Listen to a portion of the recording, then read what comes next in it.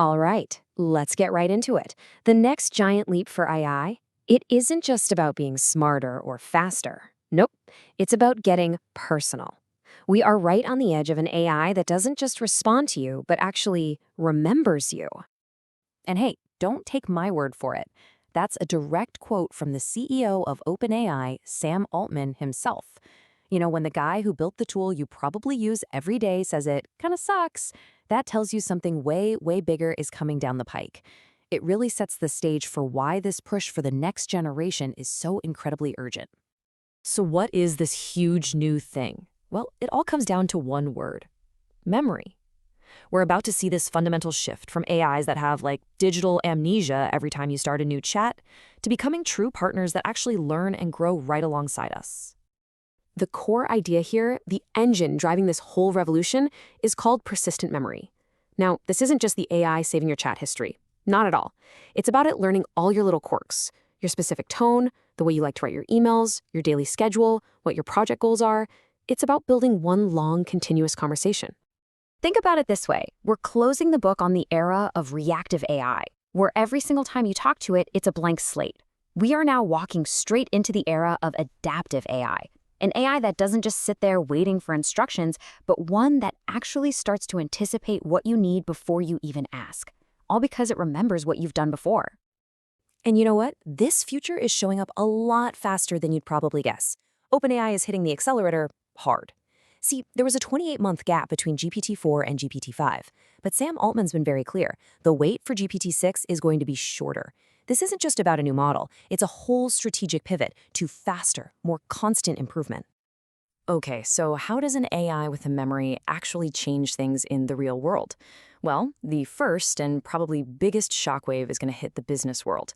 Enterprise software is about to get a serious, serious upgrade.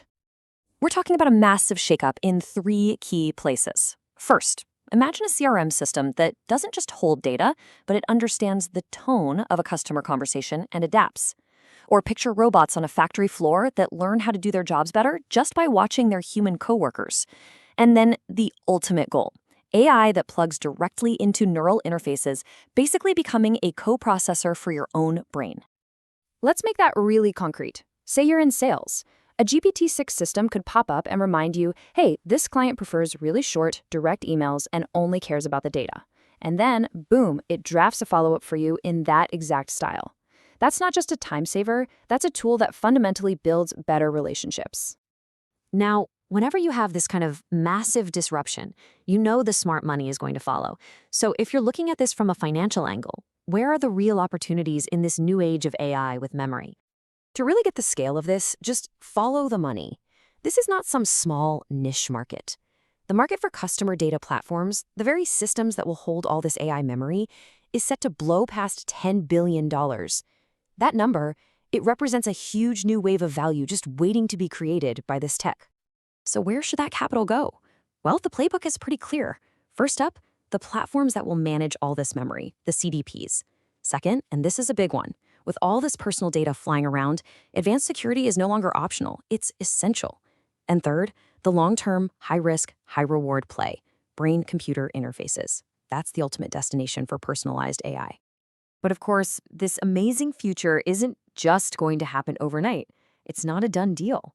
There are some really significant technical and, frankly, ethical hurdles that we have to clear before any of this goes mainstream. Which brings us to the big question, doesn't it? Is all of this really a guaranteed success? Because history has a funny way of reminding us that game-changing tech almost never has a perfectly smooth ride. And we don't even have to look that far back for proof. I mean, the recent rollout of GPT-5 was rocky, to say the least. OpenAI literally had to put the older GPT-4o back in place for some of its paying customers after admitting there were problems. It's a pretty powerful reminder that having a big ambition is one thing, but executing on it is something else entirely. Yeah, those rollout issues really shine a spotlight on some major obstacles. For one, studies show that even our best models today still struggle with complex jobs that require jumping between different apps. Even more critical, how on earth do you protect people's privacy when the AI's memory might be holding sensitive legal files or private medical data? And then there's the old classic AI hallucinations, where the AI just confidently makes stuff up. That's a huge barrier to trust. And all of this really boils down to one central conflict, a huge dilemma. On one side, you've got this incredible promise of hyperpersonalization, an AI that knows you better than anyone. But on the other side, you have the absolute non-negotiable need for data privacy and user trust. Trying to find the perfect balance between those two things, that's the single biggest challenge GPT-6 is facing. And this whole challenge of personalization, it goes even deeper than just your data. It gets into the AI's core personality and values. Sam Altman's vision is a future where you can customize an AI's ideology from a neutral starting point. So if you want a super woke assistant, it'll be that. If you want the opposite, it'll be that too. That puts an incredible amount of control and responsibility right in the user's hands. So ultimately, all of this leads us to what is probably the single most important takeaway. The next chapter of the AI story won't be written by whoever just has the most powerful model. The real winners, they're going to be the ones who can build an AI that remembers and does it safely and successfully. So I'll leave you with a final thought to chew on. As this technology starts to become real, what's the one thing, a preference, a goal, a hard rule, that you would want a truly personal AI to always remember about you?